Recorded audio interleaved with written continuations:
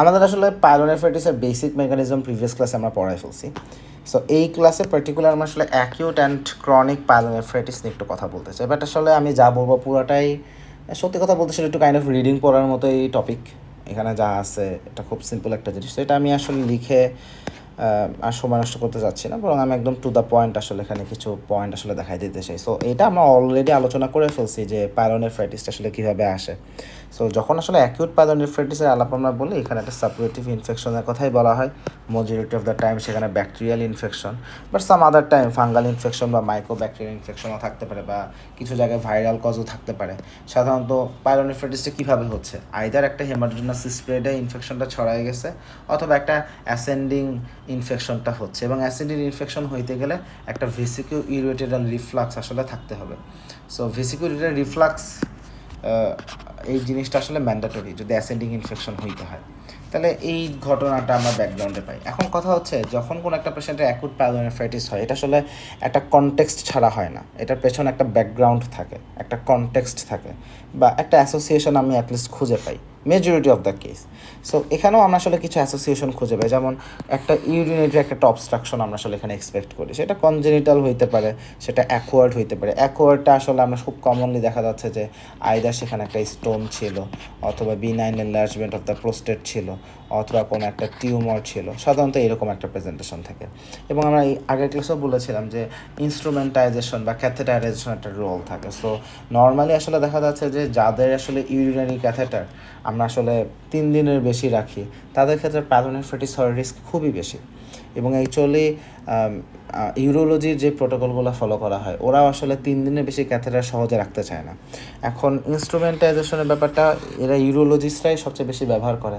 দেখা যাচ্ছে যে কিছু পার্টিকুলার কাজে সাপোজ একটা এন্ডোস্কোপি করতে চাই, আমরা তো আসলে শুধুমাত্র জিআই রুটে যে এন্ডোস্কোপি করি তা না, আমরা ইউরেথাল রুট দিয়েও আসলে ক্যামেরা প্রোব দিয়েও কিন্তু আসলে দেখতে পারি। সো ওটাকে আমরা ডিফারেন্ট নামে ডাকি। বাট এই যে বিভিন্ন পারপাসে, বিভিন্ন সার্জিক্যাল পারপাসে বা ডায়াগনস্টিক পারপাসে আমরা ইনস্ট্রুমেন্টাইজেশন করে থাকি।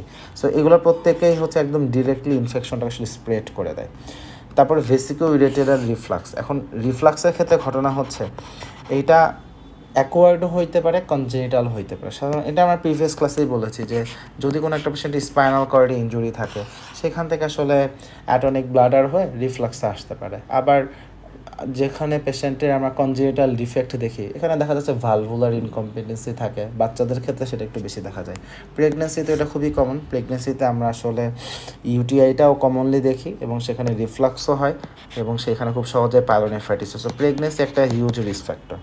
সেক্স অ্যান্ড এজের ক্ষেত্রে আসলে এখানে আমরা একটা ইন্টারেস্টিং ব্যাপার দেখি, সেটা হচ্ছে ফার্স্ট ইয়ার অফ লাইফ, মানে জীবনের প্রথম বছরের পরে সাধারণত মেল পেশেন্টে কনজেনিটাল অ্যানোমালিসগুলো খুব বেশি থাকে। যে আমরা যে ভালভুলার যে ইনকম্পিটেন্সির কথা বলেছিলাম, হ্যাঁ, আমাদের ভেসিকো ইউরেটারি এই জায়গায় যে ভালভটা আছে, জাংশনের ওখানে যে ভালভটা আছে, ওই ভালভুলার অ্যানোমালিসটা আসলে মেল পেশেন্টে বেশি। সো একদম মানে চিলড্রেন বা ইয়াং চিলড্রেন, তাদের ক্ষেত্রে আসলে মেল পেশেন্টে আমরা বেশি পাই। দেখা যাচ্ছে তারা আমাদের কাছে লং স্ট্যান্ডিং কেসে আসে, তো তাদের হাইপার টেনশন থাকে অনেক সময়, এটা একটা থাকে। আর একটা হচ্ছে ফিমেলে হচ্ছে আমরা যে রেগুলার অ্যাডাল্ট পারসন, সেখানে ফিমেলে বেশি, বিকজ ফিমেলে ইউটিআইটা অনেক বেশি হয়, তাদের ইউরেথাটা ক্লোজ প্রক্সিমিটি তো অ্যানাস, এই জন্য তাদের ইনফেকশন হওয়ার রিস্ক বেশি। আবার তাদের শর্ট ইউরেথ্রা, এই কারণেও তারা খুব ফ্রিকুয়েন্টলি পাইলোনেফ্রাইটিস হয়। সো ফিমেল খুবই কমন। এর বাইরে যদি একটু এজেড পারসন গ্রুপে যায়, লাইক 80 বছর, 70 বছর, 65 বছর, সেখানে মেল পেশেন্ট আমরা বেশি পাই, বিকজ সেখানে প্রোস্টেটিক হাইপারট্রফি বা ইনস্ট্রুমেন্টাইজেশনের ঘটনাগুলো ঘটে। সো 3টা এজ গ্রুপে আমরা 3 রকম মানে ডিস্ট্রিবিউশন দেখি। এর বাইরে আগে থেকে একটা প্রি এক্সিস্টিং প্যাথোলজি থাকতে পারে, যেমন ইন্ট্রারেনাল স্কারিং বা অবস্ট্রাকশন। আচ্ছা, এখানেও একটা কথা বলি, ইন্ট্রারেনাল স্কারিং এটা সাধারণত এই যাদের ভেসিকো ইউরেটারিক রিফ্লাক্স আছে, এই রিফ্লাক্সের পেশেন্টের ক্ষেত্রে এই স্কারিংগুলো আমরা একটু বেশি পাই। সো যাদের এই ঘটনাগুলো আছে, এগুলো আরও প্রিডিসপোজিং লেশন হিসেবে এরা থাকে। বা যাদের আমরা এই অবস্ট্রাকশনগুলো পাই, কোনো একটা টিউমারের জন্য হতে পারে, বা কোনো একটা স্টোনের জন্য হতে পারে, বা কোনো একটা ক্রনিক ইনফ্লামেটরি কোনো কন্ডিশন থেকে ফাইব্রোসিস হয়েছে, এনিওয়েজ এটা আসলে একটা মেজর রিস্ক ফ্যাক্টর হিসেবে থাকে। এর বাইরে diabetic patient definitely at risk. কারণ কি, যাদের ডায়াবেটিস আছে, ডায়াবেটিক পেশেন্টের সবচেয়ে বড় সমস্যা হচ্ছে তাদের ইমিউনিটি কমে যায়। আরও স্পেসিফিকভাবে বললে তাদের যে অপসোনাইজেশনের যেই ক্যাপাসিটিটা অথবা তাদের যেই ম্যাক্রোফেজের যেই ফ্যাগোসাইটোসিসের যে ক্যাপাসিটিটা এগুলো আসলে টু সাম এক্সটেন্ট কমে আসে। সো ডায়াবেটিক পেশেন্টটা আসলে যে কোনো মানে যে কোনো ইনফেকশনের ক্ষেত্রে তার সাসেপ্টিবিলিটি অনেক বেশি বেড়ে যায়। সো আনকন্ট্রোল ডায়াবেটিসের ক্ষেত্রে সেটা আরও বেশি। এর বাইরে নিউরোজেনিক ব্লাডার ডিসফাংশন, স্পেসিফিকভাবে যাতে স্পাইনাল কর্ডে কোনো একটা লেশন হয় তাদের ক্ষেত্রে এটা আমরা একটু বেশি দেখি। সো এইগুলো আমাদের একটা মেজর রিস্ক ফ্যাক্টর হিসেবে থাকে। আর এর বাইরে যাদের ইমিউনিটি কম, ইমিউনোডেফিসিয়েন্সি আছে। ইমিউনোডেফিসিয়েন্সি কীভাবে আছে? হয়তো বা HIV এইডস হয়েছে তাদের, অথবা পেশেন্ট কোনো একটা ইমিউনোসাপ্রেসিভ কোনো একটা ড্রাগ পাচ্ছে কোনো একটা ডিজিজ কন্ডিশনের জন্য। সো এগুলো খুব কমন। তাহলে পেশেন্টের বেসিক প্রেজেন্টেশন কী? এখন অ্যাকুট পাইলোনেফ্রাইটিসের পেশেন্টের বেসিক প্রেজেন্টেশন হচ্ছে, এটা খুব টিপিক্যাল পেইন প্রেজেন্টেশন, সেটা হচ্ছে কোস্টোভার্টিব্রাল অ্যাঙ্গেল, সেইখানে পেশেন্ট একটা সাডেন অনসেট পেইন ডেভেলপ করে। এটাকে আমরা অনেক সময় রেনাল অ্যাঙ্গেলও বলি। রেনাল অ্যাঙ্গেলও বলি। সো পেশেন্ট আসলে রেনাল অ্যাঙ্গেলের এখানে একটা সাডেন অনসেট পেইন নিয়ে আসে। এবং সাধারণত পাইলোনেফ্রাইটিস আমরা আসলে পেশেন্টের সিস্টেমিক ফিচার পাই। সিস্টেমিক ফিচার মানে আমি কী বোঝাচ্ছি? মানে হচ্ছে সেখানে আমরা ফিভার পাই, ম্যালাইসটাও থাকে। ম্যালাইসটা আসলে নন স্পেসিফিক, বাট এখানে মেজর কথা হচ্ছে এখানে পেশেন্টের ফিভার থাকে। মোস্ট অফ দ্য টাইম এটা আসলে হাই গ্রেড ফিভার। এটা আসলে আমরা আসলে হাই গ্রেড ফিভার পাই। তাহলে হাই গ্রেড ফিভার পাচ্ছি, ম্যালাইস পাচ্ছি, সাডেন অনসেট একটা কোস্টোভার্টিব্রাল এই অ্যাঙ্গেলের এখানে একটা পেইনের কথা বলে। আর এর বাইরে পেশেন্টের ইউটিআই ফিচার প্রেজেন্ট থাকে। যদি ইউটিআই প্রেজেন্ট ফিচার থাকে, এখন পাইলোনেফ্রাইটিস মানে কি? তার ইউরেথ্রাও ইনভলভ হয়েছে, অবশ্যই ব্লাডার ইনভলভ হইতে হবে। যদি ব্লাডার ইনভলভড হলে আমরা সাধারণত পেশেন্টের এই ফ্রিকোয়েন্সি বেড়ে যেতে দেখি, আর্জেন্সি বেড়ে যেতে দেখি। আর ডিজ ইউরিয়াটা আসলে ইউরেথ্রাল ইনভলভমেন্টের কারণেই হয়। তাহলে ডিজ ইউরিয়াটা due to urethral involvement, increased frequency বা increased urgency, most of the time it is due to involvement of the bladder. So এটা আমরা পাচ্ছি। এটাকে অনেক সময় আমরা আর্জ ইনকন্টিনেন্সও হইতে দেখি। অনেক পেশেন্টের ক্ষেত্রে আমরা আসলে দেখি আর্জ ইনকন্টিনেন্স। হ্যাঁ, সে মানে খুব অল্প অল্প পেশাবের চাপ আসে, কিন্তু সে ওই চাপটা ধরে রাখতে পারে না, এটাও হইতে পারে। এখন কোন একটা পেশেন্টের যদি আসলে পাইলোনেফ্রাইটিস হয়, সেটা ইনভেস্টিগেশন আমরা ধরবো কীভাবে? এখন কথা হচ্ছে, দেখি যে একটা পেশেন্টের সাপোজ ফর এক্সাম্পল ইউটিআই আছে। ইউটিআই হলে তো আমি আসলে যদি একটা ইউরিন আরএমএ করি, সেখানে তো আমি আসলে ডাব্লিউবিসি পাবোই। সো ডাব্লিউবিসি তো আসলে ইনফেকশন হলেও থাকে। সো লিউকোসাইট আমরা পাইতেই পারি, কিন্তু লিউকোসাইট কিন্তু স্পেসিফিকভাবে পাইলোনেফ্রাইটিসকে ইন্ডিকেট করে না। কারণ শুধুমাত্র ইউরিনের ডিট্র্যাক্ট ইনফেকশন, পাইলোনেফ্রাইটিস হয় নাই, সেখানেও আমি ডাব্লিউবিসি পাবো যদি একটা ইউরিন আরএমএ করি। তাহলে what will differentiate it? So এখানে যেটা হচ্ছে WBC cast. So leukocyte cast বা ডাব্লিউবিসি কাস্ট যদি এই জিনিসটা পাই, এটা ইন্ডিকেট করে যে আমার রেনাল প্যাথোলজি। সাধারণত এই যে পাস কাস্ট বা ডাব্লিউবিসি কাস্ট, এটা অলওয়েজ রেনাল ইনভলভমেন্ট মিন করে। কারণ হচ্ছে এই কাস্টগুলো শুধুমাত্র রেনাল টিউবিউলেই ফর্মেশন হয়।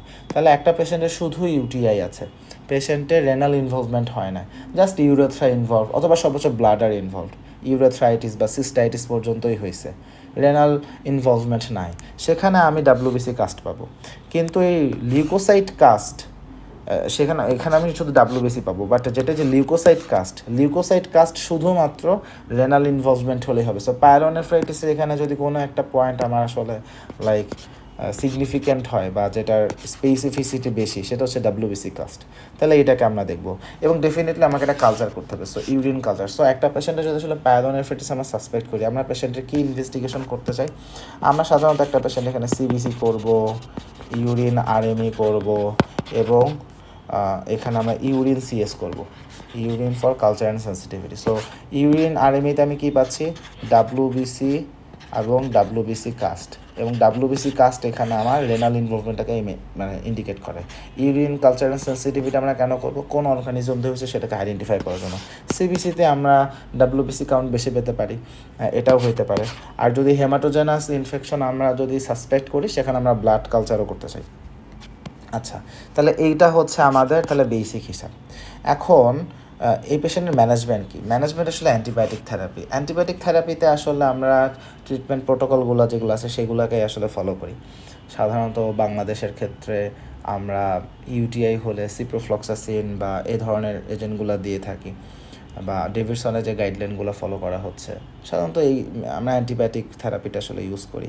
এখন এইখানে এক্সট্রা কথা হচ্ছে যে প্রিডিসপোজিং ফ্যাক্টর যদি প্রেজেন্ট থাকে, সেটার ম্যানেজমেন্টও করতে হবে। তাহলে আমি অ্যান্টিবায়োটিক তো অবশ্যই ব্যাকটেরিয়াল কজে দিচ্ছি, কিন্তু যদি পেশেন্টের একটা অবস্ট্রাকশন থাকে, আনকন্ট্রোল ডায়াবেটিস থাকে, ইমিউনিটি কম থাকে, সো যেগুলো আমার এখানে প্রিডিসপোজিং ফ্যাক্টর হিসেবে যেটা প্রেজেন্ট ছিল সেটাকেও ম্যানেজ করতে হবে। যদি এটাকে আমরা ম্যানেজ না করি তাহলে আসলে যেটা হবে, প্রিডিসপোজিং ফ্যাক্টর যদি পারসিস্ট করে তাহলে এই অ্যাকিউট পাইলোনেফ্রাইটিস বারবার হবে এবং সেখান থেকে পরবর্তীতে সেটা আসলে প্রোগ্রেস করে ক্রনিক পাইলোনেফ্রাইটিস আসলে ডেভেলপ করবে। এবং ক্রনিক পাইলোনেফ্রাইটিস যদি একবার ডেভেলপ করে এটার কনসিকুয়েন্সটা একটু বেশি খারাপ। আচ্ছা, এখানে আমরা প্যাথোলজিতে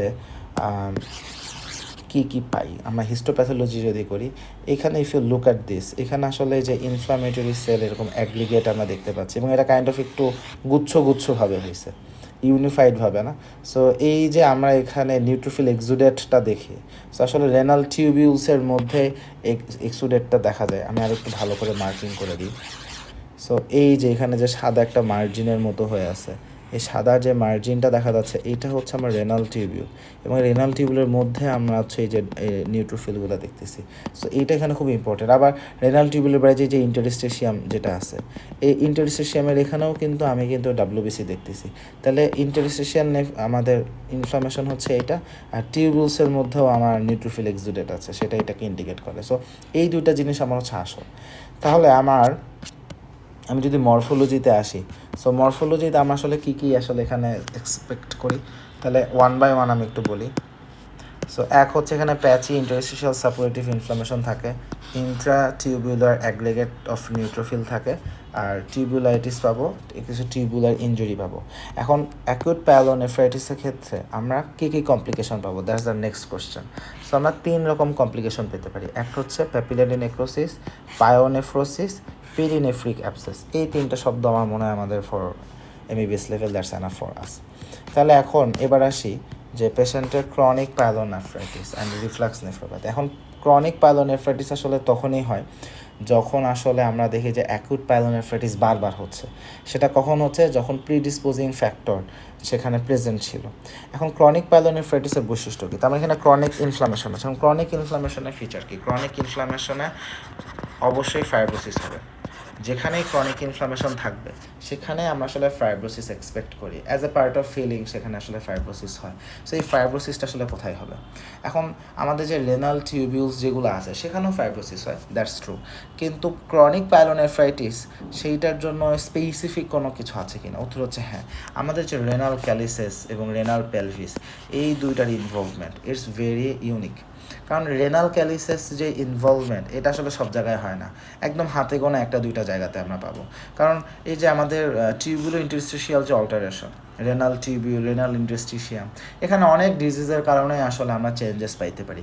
কিন্তু এই যে ক্যালিসেস বা পেলভিসের যে ইনভলভমেন্ট, এটা আমরা আসলে দেখা যাচ্ছে এই ক্রনিক পাইলোনেফ্রাইটিসে পাই। আরেকটা কন্ডিশন আছে অ্যানালজেসিক নেফ্রোপ্যাথি। কোনো একটা পেশেন্ট যদি লম্বা সময় ধরে এনএসএআইডি যদি পেয়ে থাকে, সেখানে আসলে আমরা দেখি যে রেনাল প্যাপিলারি নেক্রোসিস হয় এবং সেইখানে আমরা আসলে এরকম কিছু চেঞ্জেস আমরা ক্যালিসেসের ক্ষেত্রে আসলে পাইতে পারি। বাট আদারওয়াইজ এমনিতে একটা পেশেন্টে আসলে ক্রনিক পাইলোনেফ্রাইটিসের ক্ষেত্রে আমরা ক্যালিসেস, পেলভিস ইনভলভমেন্ট খুব ফ্রিকুয়েন্টলি পাই। সো দেখা যাচ্ছে যে আসলে ক্রনিক পাইলোনেফ্রাইটিস কেন সিগনিফিক্যান্ট। ক্রনিক পাইলোনেফ্রাইটিসের মেজরিটি অফ দ্য কেস এটার এন্ড রেজাল্ট হচ্ছে এন্ড স্টেজ রেনাল ডিজিজ। এবং যখনই একবার এন্ড স্টেজ রেনাল ডিজিজ হচ্ছে, এই পেশেন্টকে হয় সারা জীবন ডায়ালাইসিস পাইতে হবে অথবা তাকে একটা রেনাল ট্রান্সপ্লান্ট করতে হবে। সো এই জন্য আসলে আমরা যত ট্রান্সপ্লান্ট পেশেন্ট পাই বা ডায়ালাইসিস ইউনিটে পাই, অ্যারাউন্ড 10-20% পেশেন্ট হচ্ছে এই যারা আসলে ক্রনিক পাইলোনেফ্রাইটিসে ভুক্ত। সো এইখন ঘটনা হচ্ছে এই পেশেন্টের বেসিক ক্লিনিক্যাল ফিচার কী। তাহলে ক্রনিক পাইলোনেফ্রাইটিস আসলে 2 রকম প্রেজেন্টেশন হতে পারে। এক হচ্ছে তার রিকারেন্ট অ্যাকিউট অ্যাটাক হয়, সো রিকারেন্ট অ্যাকিউট অ্যাটাকের প্রেজেন্টেশন নিয়ে আসবে, অথবা একটা সাইলেন্ট অনসেট, আস্তে আস্তে হচ্ছে, খুব একটা কেউ খেয়াল করে না। সো পেশেন্টের বেসিক প্রেজেন্টেশনে কী থাকবে, একটা হচ্ছে যে এই ধরনের পেশেন্টে যেহেতু রেনাল স্কারিং হইতে থাকে, সো রেনাল স্কারিং যখন একদিক থেকে হইতে থাকে, আমাদের যে টিউবিউলসগুলো আছে সেই টিউবিউলার ফাংশন আস্তে আস্তে কমতে থাকে। So there is loss of tubular function. So যখন টিউবিউলার ফাংশন কমতে থাকে, এটা নেট রেজাল্ট হচ্ছে ইউরিনের যে কনসেন্ট্রেটিং যে অ্যাবিলিটিটা ছিল, আমাদের ইউরিনের কনসেন্ট্রেশন যে বাড়ে, এটার জন্য কিন্তু কাউন্টার কারেন্ট মেকানিজমটা ফাংশন করে। সো এই কনসেন্ট্রেটিং যে অ্যাবিলিটিটা ছিল স্কার ফরমেশন হওয়ার কারণে টিউবিউলস ওই ফাংশন করতে পারে। রেনাল টিউবিউলের মেন ফাংশনই হচ্ছে সে ওয়াটার অ্যান্ড ইলেকট্রোলাইট অ্যাবজর্ব করবে, রিঅ্যাবজর্ব করবে, বাট সেইটা আসলে হারায় ফেলে। সো কনসেন্ট্রেটিং অ্যাবিলিটি কমে গেলে যেটা হবে, ডাইলিউটেড ইউরিন বেশি বেশি করে আসলে ফরমেশন হবে। So ultimately the patient will come with polyuria, nocturia, এটাই হচ্ছে ঘটনা। এবং যেহেতু এখানে স্কার ফরমেশন হয়, সো কিডনির শেপ চেঞ্জ হয়ে যাবে। সো নর্মালি আমরা যখন কিডনি দেখি মোটা দাগে সিমেট্রিক্যাল অ্যাপিয়ারেন্স আমরা এক্সপেক্ট করি, কিন্তু আমরা যদি এখন আলট্রাসাউন্ড করি আমরা অ্যাসিমেট্রিক্যালি কন্ট্রাক্টেড কিডনি পাবো। সেখানে এরকম কিছু স্কার বাইরে থেকে দেখা যাবে, এবং আমাদের যে ক্যালিসিয়াল যে সিস্টেম সেখানে আমরা আসলে এই মরফোলজিক্যাল ডিফর্মিটিসগুলো আসলে আমরা দেখতে পারবো। সো এই জিনিসটা থাকে। এর বাইরে আমরা যদি কালচার করি, ইউরিন কালচার, সেখানে ব্যাকটেরিয়াও আসলে চলে আসে। এখন ঘটনা হচ্ছে যে একটা পেশেন্ট যদি আসলে ক্রনিক পাইলোনেফ্রাইটিস ডেভেলপ করে, what will happen to him? So এমনিতে due to chronic pyelonephritis patient হয়তো বা আমাদের কাছে মাইল্ড প্রোটিনিউরিয়া নিয়ে আসতে পারে, হ্যাঁ একটু মাইল্ড প্রোটিনিউরিয়া নিয়ে আসতে পারে, কিন্তু ঝামেলা হচ্ছে একটা অল্প কিছু সংখ্যক পেশেন্ট তাদের যে স্কারিংগুলো থাকে এখান থেকে secondary focal segmental glomerulosclerosis develop করতে পারে। এখন এই যে ফোকাল সেগমেন্টাল গ্লোমেরুলোস্ক্লেরোসিস, এটা একটা খারাপ জিনিস। কেন খারাপ জিনিস? এইখান থেকে পরবর্তীতে সিভিয়ার প্রোটিনিউরিয়া হবে। সো পেশেন্ট নেফ্রোটিক রেঞ্জে প্রোটিনিউরিয়া হয়। সো পেশেন্ট নেফ্রোটিক সিনড্রোমের প্রেজেন্টেশন তখন তার ডেভেলপ করবে। এবং দেখা যাচ্ছে যে এই জিনিসটা সাধারণত তাদের ক্ষেত্রে বেশি থাকে যাদের পারসিস্টেন্ট ভেসিকো ইউরেটেরাল রিফ্লাক্স থাকে। এই পারসিস্টেন্ট ভেসিকো ইউরেটেরাল রিফ্লাক্স সাধারণত এই বাচ্চাদের ক্ষেত্রে, মেল পেশেন্ট যাদের এই ভালভুলার এই ডিফেক্ট থাকে, মানে ভালভুলার ডিফেক্ট বলতে এই ভালভে ডিফেক্ট, আমাদের ভেসিকো ইউরেটেরাল যেখানে যে ভালভটা ছিল, সো ওইটা একটা ডিফেক্টের কারণে এটা হয়। সো তাদের রিকারেন্ট আমরা আসলে দেখি যে ইউটিআই হইতে থাকে, সো রিকারেন্ট পাইলোনেফ্রাইটিস, তো তাদের ক্ষেত্রে এটা আসলে আমরা বেশি দেখি। এবং যখনই আসলে ফোকাল সেগমেন্টাল গ্লোমেরুলোস্ক্লেরোসিস হয় সেখানে আসলে পেশেন্টের সিগনিফিক্যান্ট প্রোটিনিউরিয়া হয়। সো এখান থেকে পেশেন্টের আলটিমেট ফেট কি? সেকেন্ডারি ফোকাল সেগমেন্টাল গ্লোমেরুলোস্ক্লেরোসিসের আলটিমেট ফেট হচ্ছে এখান থেকে ইএসআরডি ডেভেলপ করবে, and stage renal disease. So ওখান থেকে আলটিমেট তার ডায়ালাইসিস, লাইফ লং ডায়ালাইসিস বা রেনাল ট্রান্সপ্লান্ট তার আসলে করতে হবে। এই জায়গাতে সে আসলে চলে যাবে। তাহলে এই হচ্ছে কথা। এখন মরফোলজি নিয়ে একটু আলোচনা আসলে আসতে পারে এইভাবে। সো ক্রনিক পাইলোনেফ্রাইটিসের বেসিক হলমার্কটাই আসলে জানতে চাওয়া হয়। তাহলে এখানে আমরা কী পাবো? এটা একটা কোর্স ডিসক্রিট কর্টিকোমেডুলারি স্কার আমি দেখব, এবং এখানে ডায়ালেটেড, ব্লান্টেড বা ডিফর্মড ক্যালিসেস পাবো, এবং প্যাপিলাগুলো ফ্ল্যাটেন্ড হয়ে যায়। জাস্ট এইটুকুই আমাদের জন্য এমবিবিএসে আমাদের জন্য দরকার। আর একটা জিনিস জিজ্ঞাসা করতে পারে যে স্কারগুলো কোথায় আমরা বেশি পাই? আপার অ্যান্ড লোয়ার পোল, এই জায়গাটাতে, বিকজ এইখানে রিফ্লাক্স সবচেয়ে বেশি হয়। সো এইটা আমরা একটু দেখব। আর এর বাইরে এখানে আমরা tubules, interstitium, everything will be involve. এখানে প্রায় সব জায়গাতে আমরা ইনভলভমেন্ট পাবো। যেমন এখানে একটা ছবি নিয়ে আসা হচ্ছে। সো এই যে প্রথম কথা, কিডনি অ্যাসিমেট্রিক্যাল তো থাকবে, এই যে জায়গায় জায়গায় স্কার হয়ে এই যে চেঞ্জেসগুলো চলে আসছে, জায়গায় জায়গায় এরকম স্কার আমরা এরকম ফর্মেশন হইতে দেখবো। আর যদি আমরা আসলে মাইক্রোস্কোপি করি, সো সেইখানে আমরা আসলে দেখবো যে কর্টিকোমেডুলারি রেনাল স্কার, এই যে এইগুলো সব হচ্ছে স্কার, এগুলো সব হচ্ছে স্কারের জন্য এই চেঞ্জেসগুলো চলে আসছে। সো এইটা আমরা দেখব। এবং ক্যালিসেসের এখানে ডিফর্মড ক্যালিস, এই যে দিস ইজ ডিফর্মড ক্যালিসেস। তাহলে এই জিনিসগুলোকে আমরা আসলে পাবো। সো এই ছিল মোটামুটি আমাদের পাইলোনেফ্রাইটিস নিয়ে আলোচনা, অ্যাকিউট অ্যান্ড ক্রনিক পাইলোনেফ্রাইটিস। সবাই